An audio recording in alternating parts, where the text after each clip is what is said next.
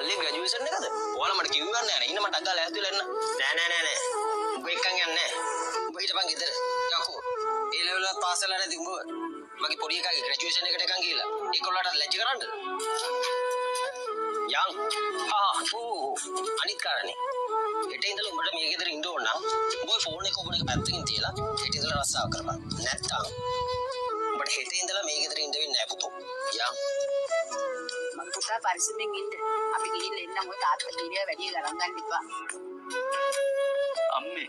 අම්මා එක්කවත් තාත්තා එක්කවත් මගේ කිසිම තරහක් නැහැ. ඔයගොල්ලෝ හොඳින් ඉන්න. මම යනවා.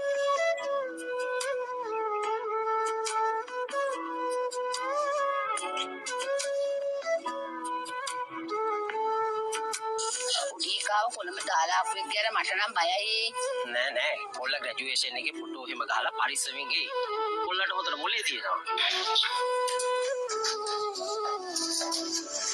බලාපල්ලකෝ.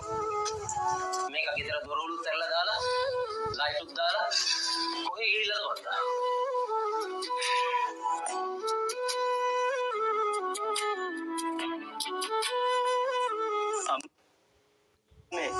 අම්මා එක්කවත් තාත්තා එක්කවත් මගේ කිසිම තරහක් නැහැ.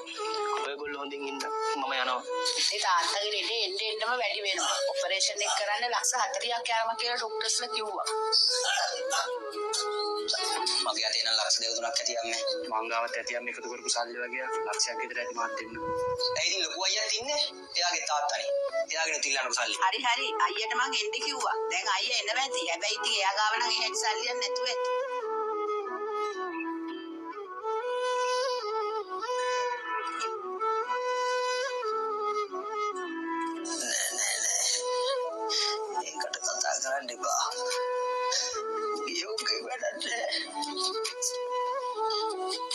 මෙච්චර දෙයක් වෙලා ඉතින් අයියෝ වලට නිකම්ම කිව්වේ නැත්තේ. තාත්තගේ ඔපරේෂන් එකට ඕනේ කරන සල්ලි ඔක්කොම මෙතන තියෙනවා. තව සල්ලි වුණා මට කෝල් කරන්න. ඔයාලා මාව අතහැරියට මං ඔයාලව අතහැරියේ නැහැ. මම යනවා මල්ලි. අයියේ පොඩ්ඩක් ඉන්න අයියේ.